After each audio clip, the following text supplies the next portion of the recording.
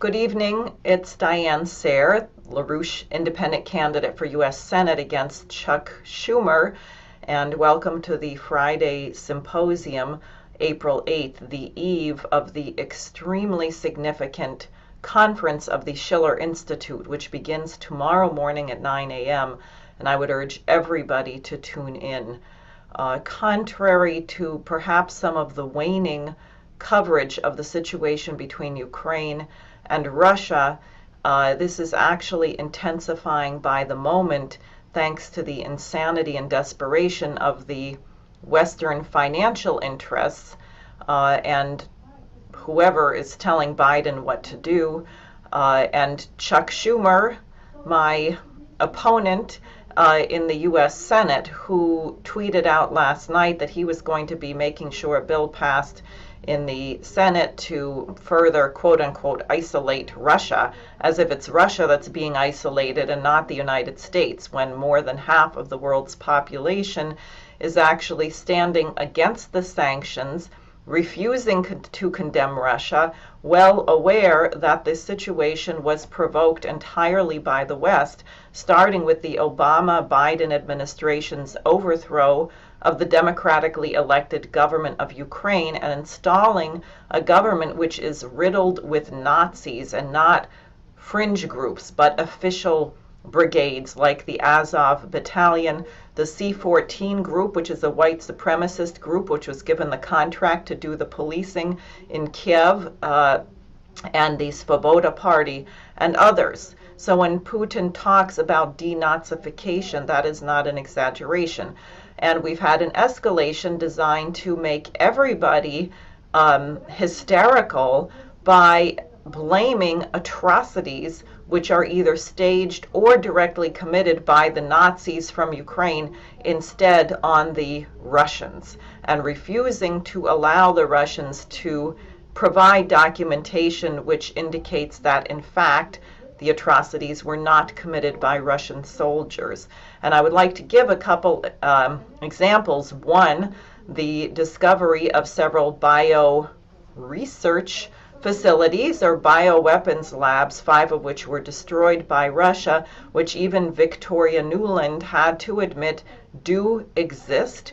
The Russians now have found documentation showing that people at these laboratories were trying to purchase drones from Turkey which could spray more than 20 liters of whatever pathogens, probably for more than 300 miles. In other words, deliberately an intention to target Russia with biological warfare. And remember, these laboratories were operated by the United States.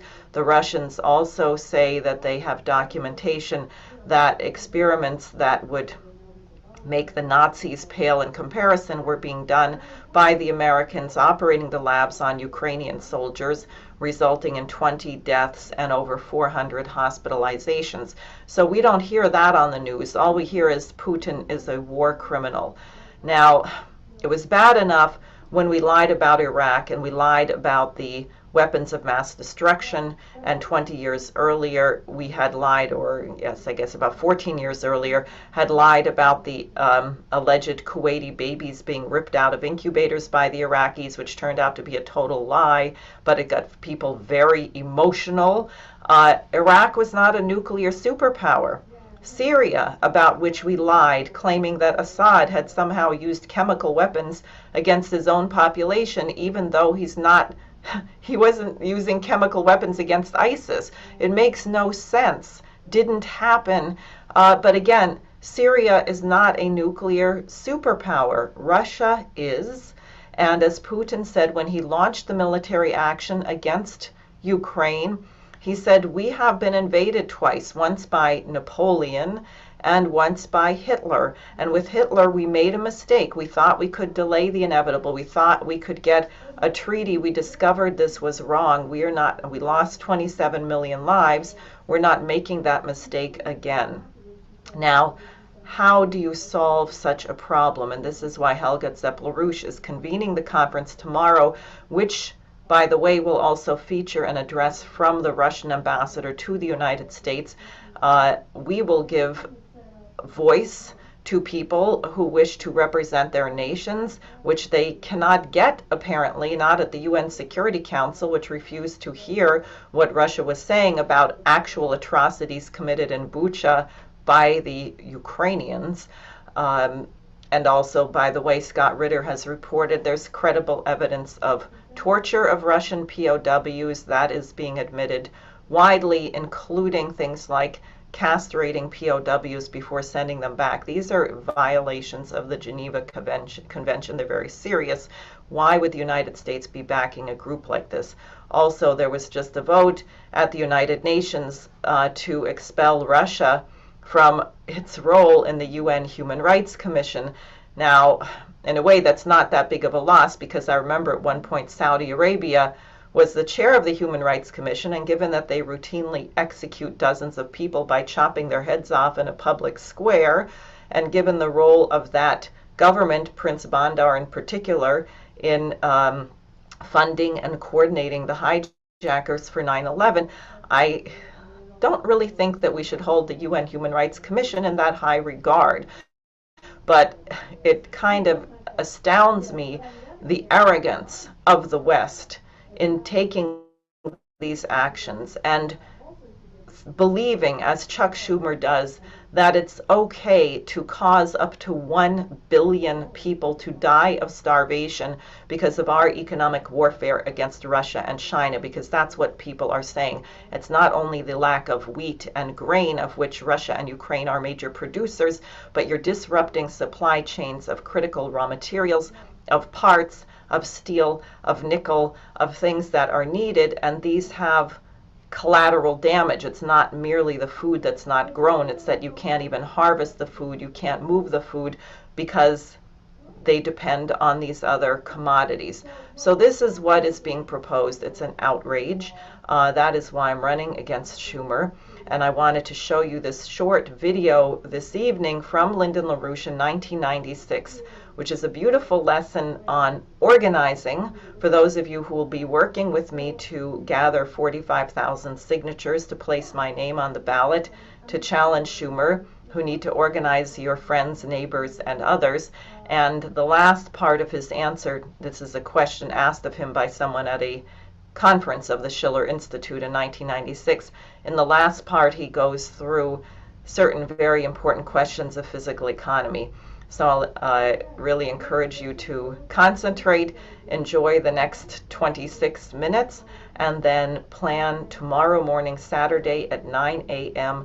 to tune in for the Schiller Institute conference.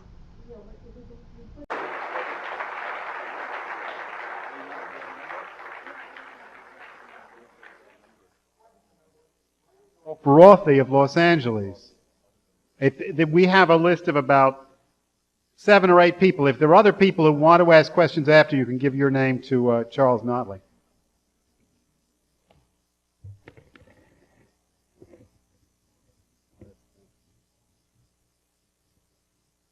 I'm a new member. I'm a new member, relatively new, and I love being a member.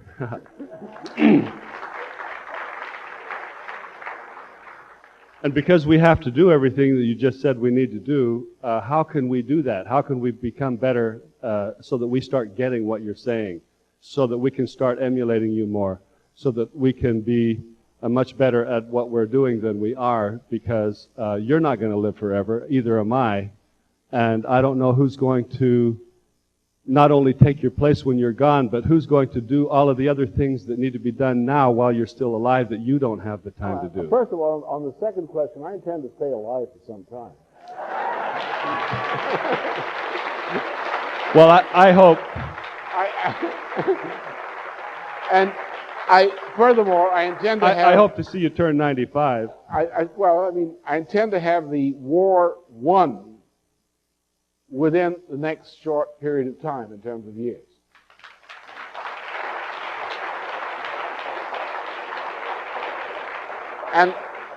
But relevant to your question, the first answer is Lazare Canot's answer.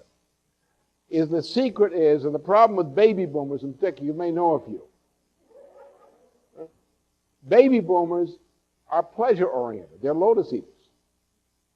Or at least they wish they could become lotus eaters. And they sometimes achieve that when they have what's called a midlife crisis. And, they look at you and say, I need lotus. I got a lotus deficiency in my diet.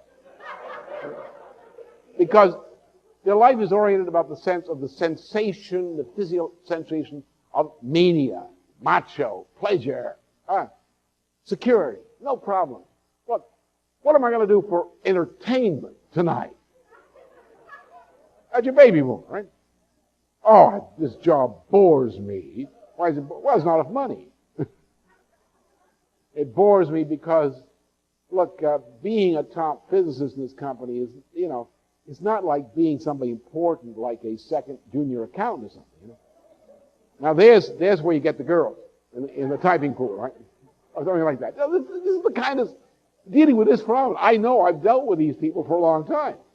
And some of them can tell you I've dealt with them for a long time.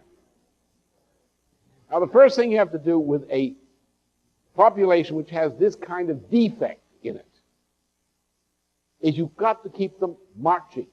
Don't let them sit in the barracks.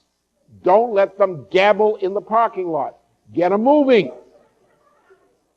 What happens is that an army in the field on the march, crossing the river tonight, not getting drunk and waiting to go in the morning, that kind of an army tends to develop high morale. Task-oriented people call upon resources. You must always drive people to beyond what they think are the limits of their intellectual and moral achievement. If you don't drive them there, they won't find those higher qualities. Find being driven. That they discover in themselves, with that kind of challenge, what they're really capable of. People will tell you, I didn't think I could do that. It's just like in war. That people under good command do things they never think they could do. We didn't think we could do that, but we did it. Like some people didn't think we could sink Ridge. Because baby boomers like to leave the field of battle before the shooting starts and declare victory. And go off and have a parade to celebrate in some other place. Typical baby boomer kind of stuff. They didn't want to stay in Pennsylvania and fight the war against Ridge. They say, oh, that's a great idea. Let's talk about that here, Dakota, Massachusetts, a place like that. Because these guys may get mean if we can keep doing that. We did it. There are people who say we're not going to press the suit against Fowler. But what happened? By pressing it, what happened? We were coming. We had established Fowler as a liability. And we were still coming. We weren't quitting. It meant he was doomed. And the people that owned the horse said, this is the time to sell that horse. But nobody will buy him. Well, just kick him out of the stable anyway. Same thing happened to Dick Morris. Well, nobody wants to buy him. Kick him out anyway. See who will buy him. Maybe he'll get a job as a prostitute. Well, he'll have to because he's going to have to receive the pay instead of giving it, right? So, with the way we destroyed, look, we had people who said, you can't destroy North that way. But we did it. We're going to destroy Bush. We're going to destroy the tradition of the Confederacy in the United States.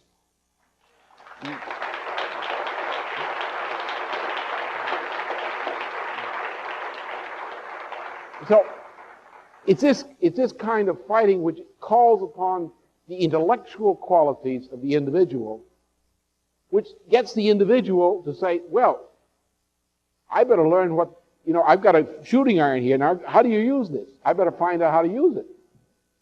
So when you get people in motion, rather than sitting around and gossiping and speculating, then you get results.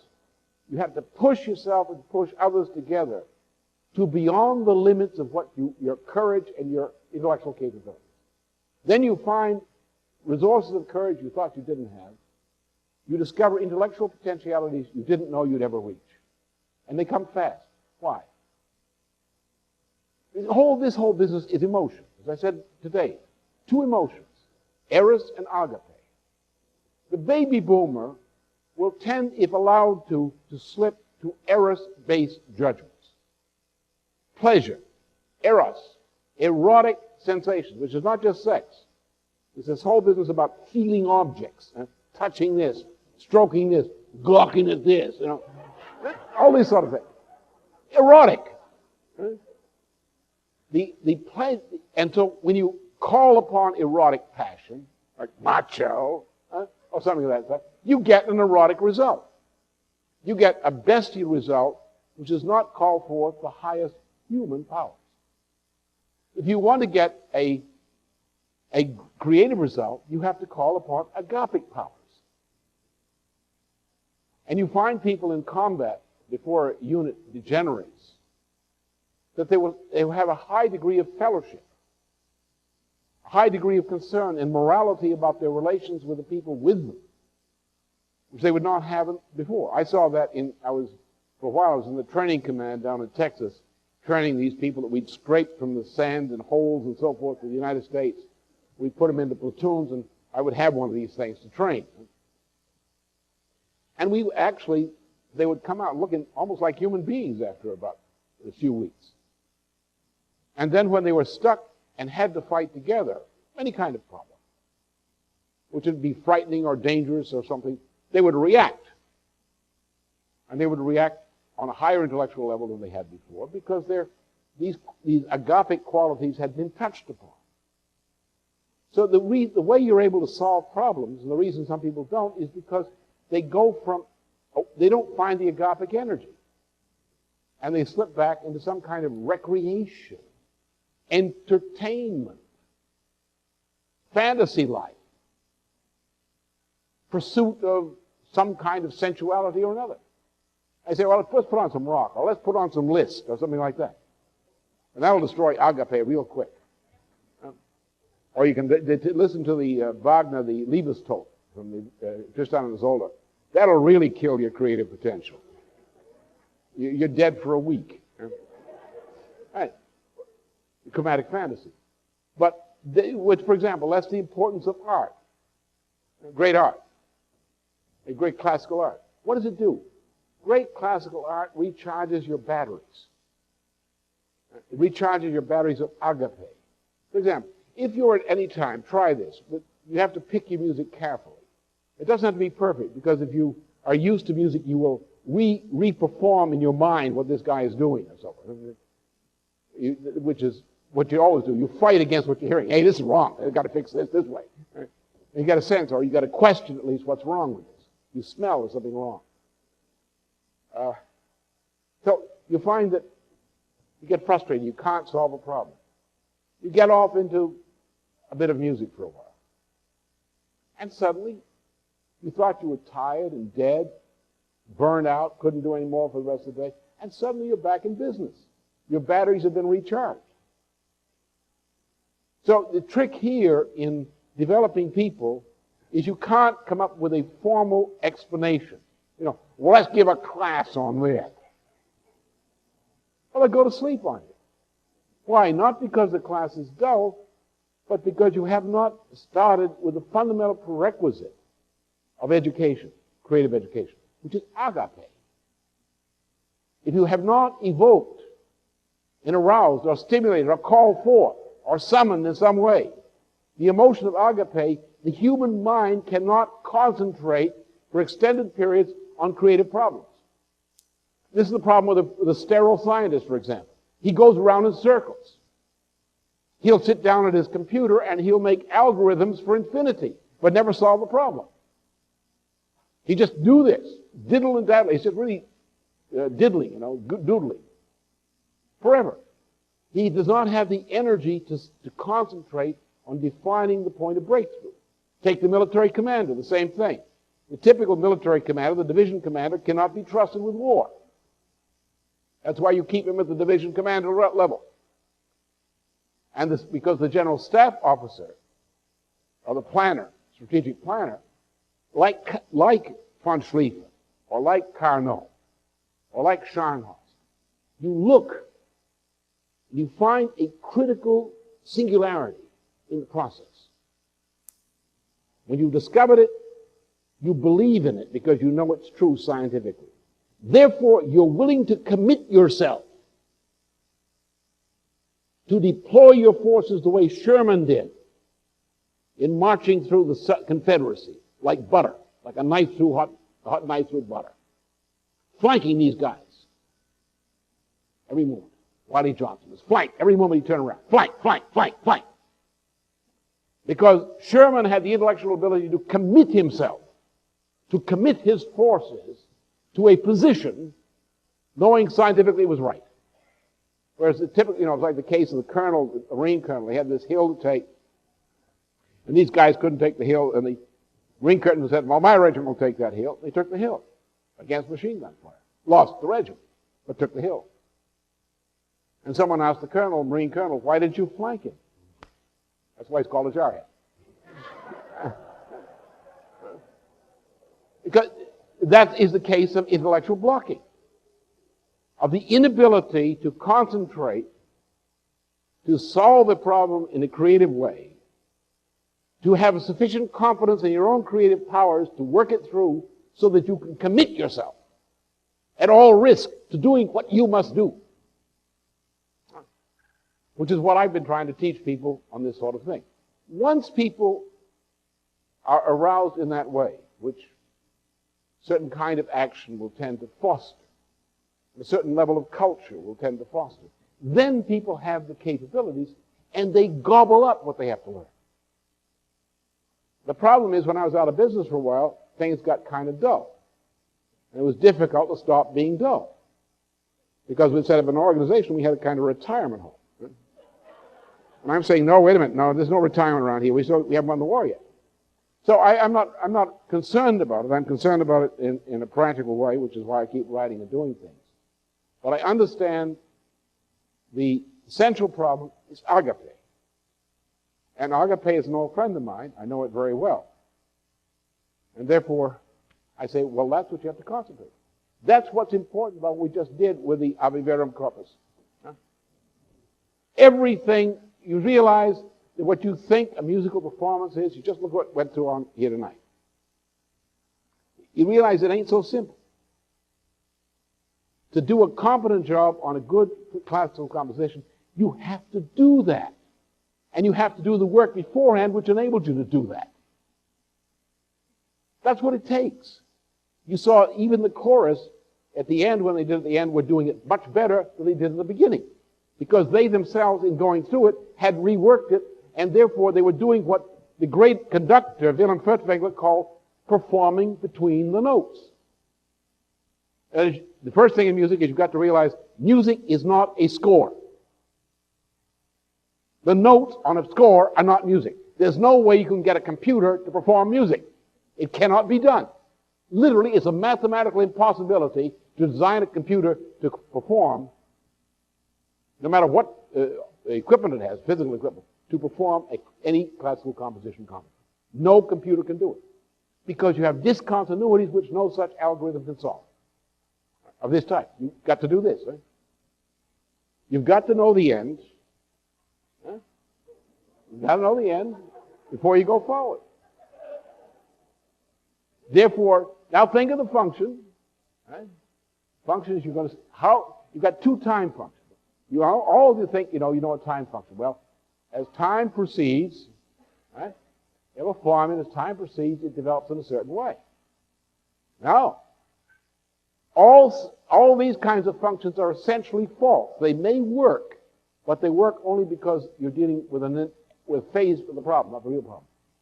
An actual function, any physical function, not just this kind of human mind, any physical function, you have two processes. You have a time process which is going forward in development. You also have something you're coming back from. Now, these 2 points you're starting from and this point you're starting from are not points in time. That is, there are no points at infinity. But rather, what your reference point is what's called a transfinite function. So you have a transfinite time function, which you think is it coming this way. Then you have a transfinite time function coming from the future to the present. And the two functions are intersecting at every point of progress. Right? The starting point here is not a point. It's a transfinite, which has the same kind of time function as a hypothesis. Right? See, with hypothesis, you eliminate the question of infinity from mathematics and physics. Because the transfinite function which is always constant over the range of all possible actions, takes the place of a beginning point or an ending point. So you take the transfinite function, which represents the completed state, which is now going to act upon the process. Then you take the transfinite function, which is the process as unfolding, the two intersect. And it's that intersection at each point along the process, this double function, which describes that. For example, in economics. In economy, you have two sets of constraints. One constraint is you have a relationship between what we call the energy of the system. That is to maintain any society per capita, per square kilometer, per household in a certain technological level of productivity, life expectancy, and so forth, requires a certain level of consumption of material goods plus services of science and health care and things like that. This applies not only to household consumption, it applies to infrastructure development of the land area. It applies to the development of manufacturing, other industry, and anything you require. So now you have a set of market baskets of what you must put into each of these processes as defined by bills of material and process sheets at every level of society. Now that requirement, which if you don't meet, the society will degenerate. That is the energy of the system of an economy. And this applies to whole economies. You cannot build up an economy by taking one firm at a time and adding up the figures and coming up with an economy. That's just absolute nonsense. You have to take the whole economy as a process. The same way you would analyze a productive process in the days when we still had production. Using things like bills of consumption, bills of material, process sheets, and so forth, and capital factors. Now, any production you get in excess of the energy of the system requirement is obviously, in thermodynamic language, free energy. Now, therefore, you say, is there an equilibrium value for this? No, there is not in the ordinary sense of mechanical equilibrium. But you can get something you call an isotherm. The first condition of the isotherm is that the ratio of free energy to energy in the system must not decrease. At your line at equipotential, apparently, like an isotherm. Right? But secondly, the way the system exists because of what we call generalized technological attrition, that every investment you make of the free energy, which means anything, if it's not simply wasted, increases the capital intensity and power intensity per capita, per square kilometer, and per household. So therefore, the energy of the system per capita, per household, per square kilometer is increasing. Now, but you must maintain your isotherm. A ratio of free energy to energy of the system must be maintained, otherwise the system will degenerate. And you have no choice. There's only one way you can do it. There's only one way you can do this. You have to have scientific and technological progress and the education that needs it. Because without the influxes of the new technology, which transform the effectiveness, the characteristic effectiveness of productive action, you can't maintain such a function. This is a true non-entropic function, as opposed to what they call negentropy. Now, this happens to be because you're dealing with a double characteristic, right? You're dealing with the economy is trying to eat up the future. You define an isotherm which satisfies those constraints. At any point in the economy, you are looking at what you're coming out of the stream of the economy, and you're also looking at the goal you must reach in order to keep on the track of that isotherm or better. In every physical process, if you look at it from the standpoint of Leibniz, let's take one thing from Leibniz, the notion of necessary and sufficient reason. Leibniz does not use, in the way the Galileo mechanistic school, the term causality. That's mechanistic. Leibniz uses the term necessary and sufficient reason. What does that mean? Let's take two concepts. What is commonly called the speed of light and the isochronic characteristic and the gravitational field. The two geometries are related because they belong to the general class of cycloids. So now that means that the condition for effects of isochronism in the gravitational field and the effect of refraction of light at an apparent constant speed, or with rate of retarded propagation. These two conditions must be factored into all your functions for physical geometry. Right? So therefore, to explain these events, you must have an hypothesis which defines a universe that conforms to isochronism as a phenomenon of the gravitational field, and catenoid functions as characteristics of a changing gravitational field, and the brachiocastronic functions in terms of light refraction. Therefore, these considerations are necessary and sufficient preconditions for the experimental phenomena you have observed. Therefore, this hypothesis, which incorporates the issues of speed of light, isochronism in the gravitational field, become necessary and sufficient reason for the occurrence of an event. So we don't talk about the causality of an event as if it were percussively one event pushed by another. We talk about what kind of a universe must it be in order for this event to occur in this way. So you talk about every crucial event the same way. So that's what you're dealing with. You're dealing with here, in order to satisfy this isotherm as a minimum boundary condition, what are the changing characteristics?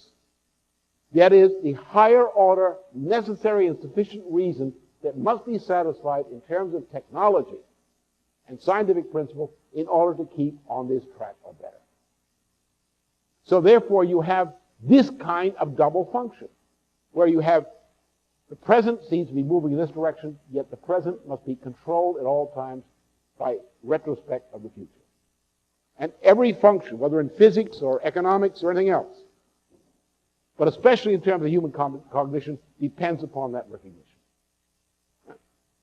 Now, this is the kind of thing that people have to learn in order to understand how society functions, how the human mind functions, all those good things. Sorry to be long-winded, but these are kind of principles.